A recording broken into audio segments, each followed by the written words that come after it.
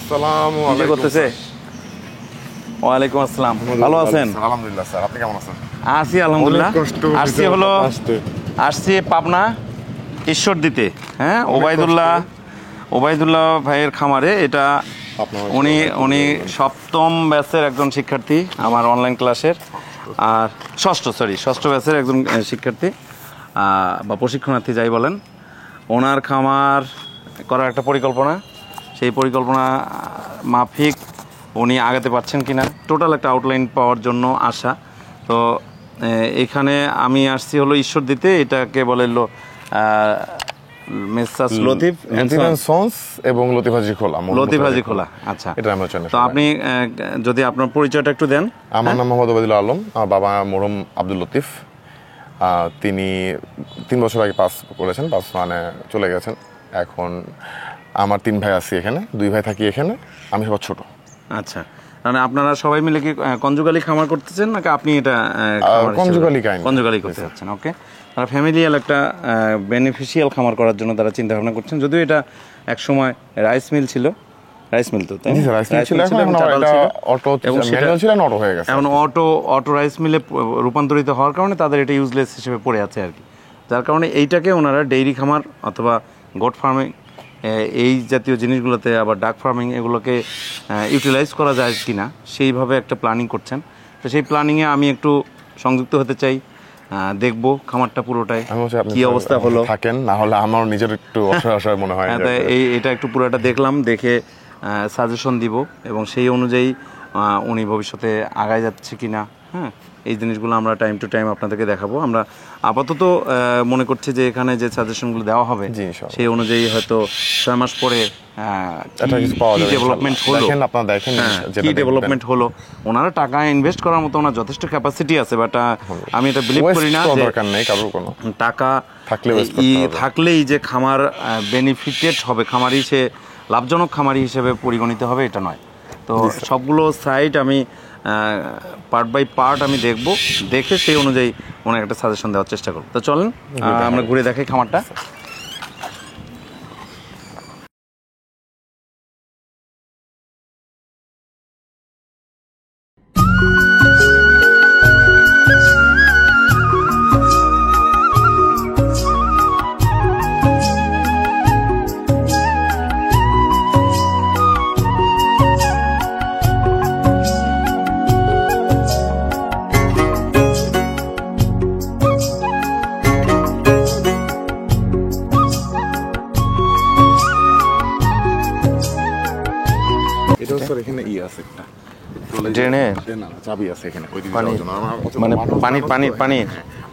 Submersible নাকি?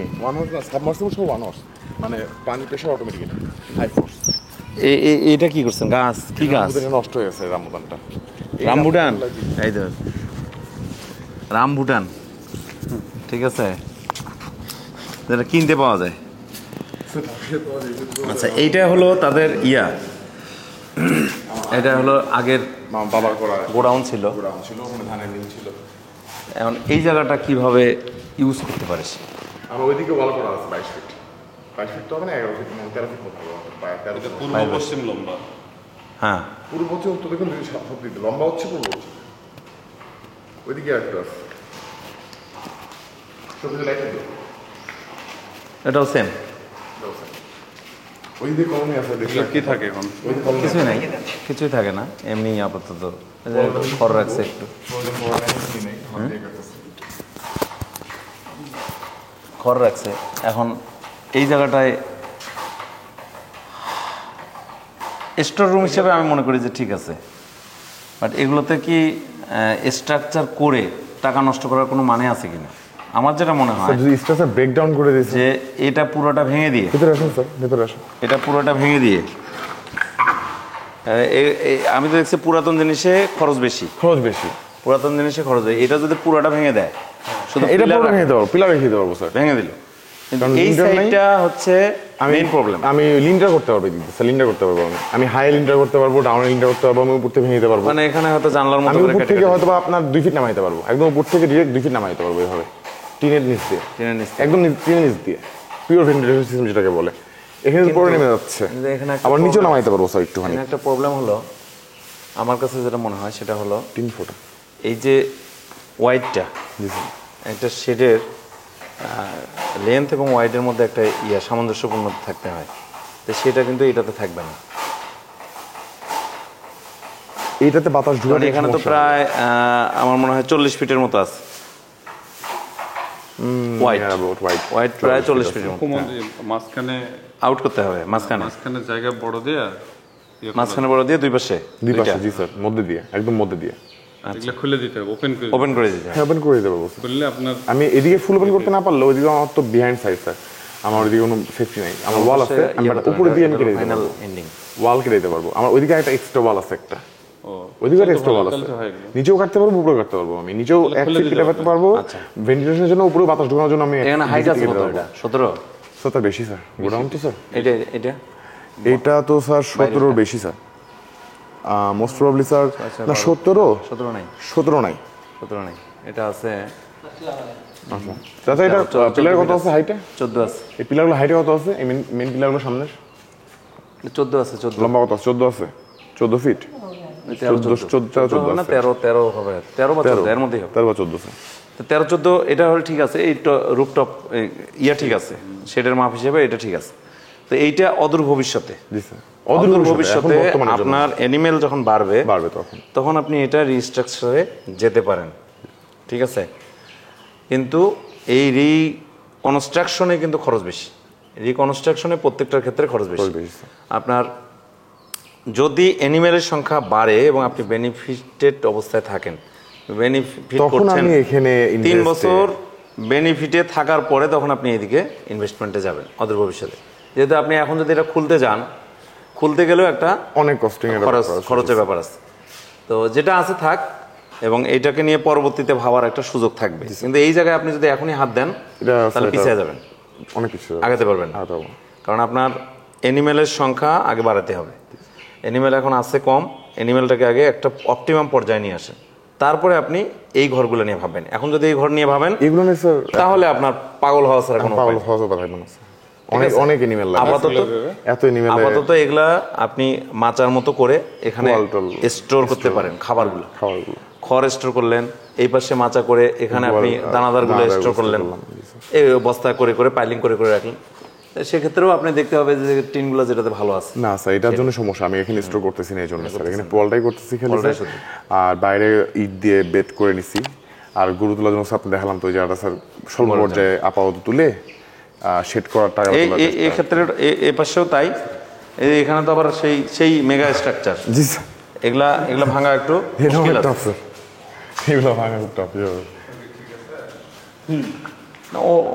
ও জান বাঁচায় আছে। জি, ও জান বাঁচায় আছে, এরকম আমার অনেক ছিল স্যার। কিন্তু এই যে মানে আপনি বললেন না ওর কি ঠিক আছে, এই কথা বলার কেউ নাই স্যার।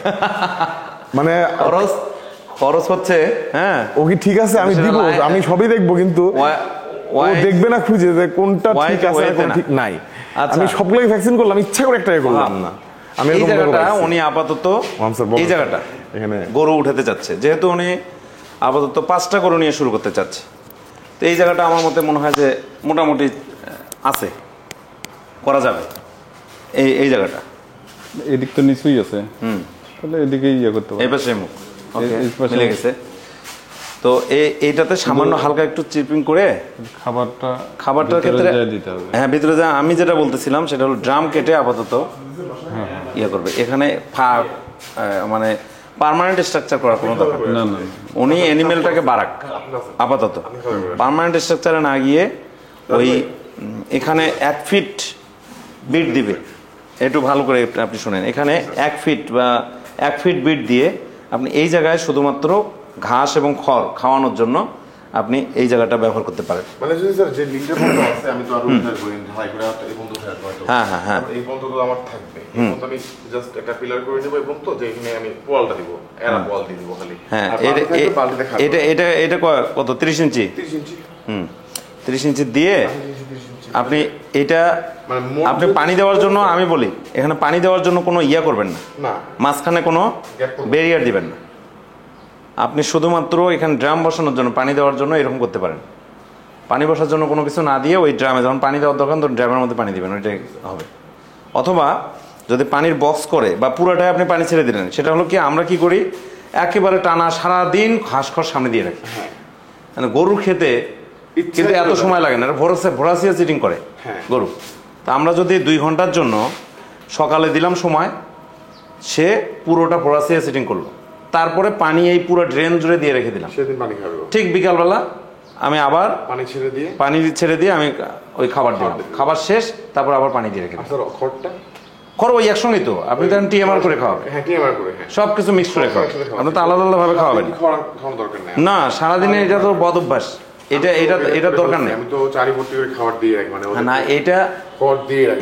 এটার দরকার নেই, এটার দরকার নেই এই কারণে, কারণ ভোরাসিয়াস ইটিং ও করতে পারে, মানে একেবারে ওর জাবর কাটার জন্য সময় আমাদের বেশি দিতে হবে। কারণ আপনি 3বার খাবার দিলেন, 3বারও খাবার দিতে পারেন দিনে, 3বার খাবার দিলেন, বাকি সময়টা শুধু পানি থাকবে এখানে। আপনি এখানে আমার মূল যেটা মেসেজ সেটা হলো যে এই জায়গাটাতে আপনি এই স্ট্রাকচারে আপনি বেশি ইনভেস্টমেন্টে যাবেন। পানি পড়ুক, পানি কি পরে পড়ুক, ওই দিক দিয়ে হ্যাঁ পানি পড়ুক না, পানি পড়ুক, সমস্যা নেই। আপনি স্ট্রাকচার এখানে নতুন করে তৈরি করতে যাবেন না, যা আছে ওইটা থেকে রিকনস্ট্রাকশন হ্যাঁ এটা নিচ পর্যন্ত দিবেন। দিয়ে স্যার আপনি যেভাবে বললাম না গরু ছাগলেরটা, হ্যাঁ আপনি এই দিয়ে তো যথেষ্ট, যে পানি তল দিয়ে চলে যাবে, মজা আসবে না। এই জায়গাটায় আমি চাচ্ছি যে ওই মাথা থেকে শুরু করে এই পাশে চালা দিয়ে, এক চালা চিরির বন্দরে যেরকম সেটগুলো, এক চালা দিয়ে ওয়ান ওয়ে, মানে ওই ঘরের সাইজে, ঘরের সাইড থেকে শেড পর্যন্ত, মানে আমার বারান্দা পর্যন্ত শেড টেনে নিয়ে আমি একবার এই পর্যন্ত চলে আসবো, এই একবারে এই জায়গা পর্যন্ত, এই পর্যন্ত এল করে নিব একটা। এই জায়গাটা যেটুকু থাকবে এইটুকু স্যান্ড ফিলিং করে এটা ফুল হাঁটাহাঁটি করার, মানে এই সম্পূর্ণ জায়গাটা এদিক দিয়ে ওয়াল করে দেব স্যার, এটা চলাফেরা করার জন্য। ওটা যদি ওয়াল করেন, উঁচা করে ওয়াল করে বাউন্ডারি করে দেই, তাহলে বেস করে দেই জায়গাটাকে একটা, তাহলে এই পাশে এখান থেকে পানি জমবে না, হবে হয়ে ওই যে জায়গাটা আপনার, জি স্যার, ওই যে ওই পাশে আপনার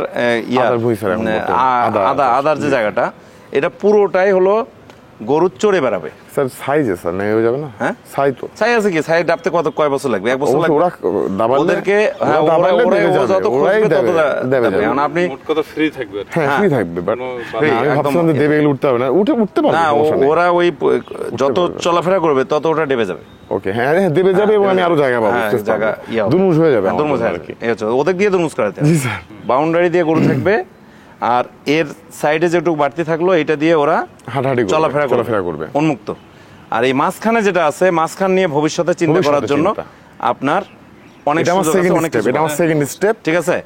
আমি চাচ্ছি না এই জায়গার ভিতরে কোনো স্ট্রাকচার করে আপনার এই জায়গাটাকে নষ্ট করতে, এটা নষ্ট করা যাবে না, কারণ এই জায়গাটা আপনার অপরিকল্পিতভাবে কাজ করতে করতে দেখবেন এক সময় এসে আপনি কোনোটাই ভাঙতে পারবেন না, কোনোটাই ভাঙতে পারবেন না, আপনার সম্পূর্ণ ভেঙে ফেলতে হবে আমার শেষ পর্যন্ত।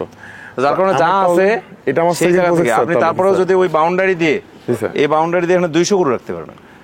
ওইদিকে আমি নাই যাই স্যার, আমি যদি আমি একটু কেমন থাকি, আমি আমার সেকেন্ড প্রজেক্ট এটা ধরি, এইটুকুই আপনি 5 বছরে ফিল আপ করেন। ফার্স্ট প্রজেক্ট আমার ওইটা থাকলো স্যার, ওইটার থেকে আমি স্যার এটাতে আসতেছি, আমার 0 প্রজেক্ট ছিল স্যার, এটা আপনার উইন এইটাকে ফিল আপ করতে আপনার 5 বছরে ফিল আপ করে দেখেন। জি স্যার, ঠিক আছে, 5 বছর ফিল আপ করে দেখেন, চ্যালেঞ্জ না, এটা চ্যালেঞ্জ দিয়েছে, এটা যদি হয় 5 বছর এটা ফিল আপ করে দেখেন আমাকে। হ্যাঁ সেটা 5 বছর ফিল আপ করে দেখেন, তারপরে আপনার যে স্ট্রাকচার আপনার করার কথা, যেটা আপনার বলতেছেন যে আপনি আধুনিক খামার করবেন, কি করবেন না, কিন্তু এইখানে আমাদের খামারিদের, বাংলাদেশের যে বাংলা খামারিতে পছন্দ, মানে ভালো আছে, আমাদের যে খামারিদের মূল যেটা প্রবলেম সেটা হলো যে প্রথমেই হিউজ ইনভেস্টমেন্ট, ওদেরকে এই আরাম নষ্ট করা যাবে না, আরাম নষ্ট করলেই প্রোডাকশনে কম বেশি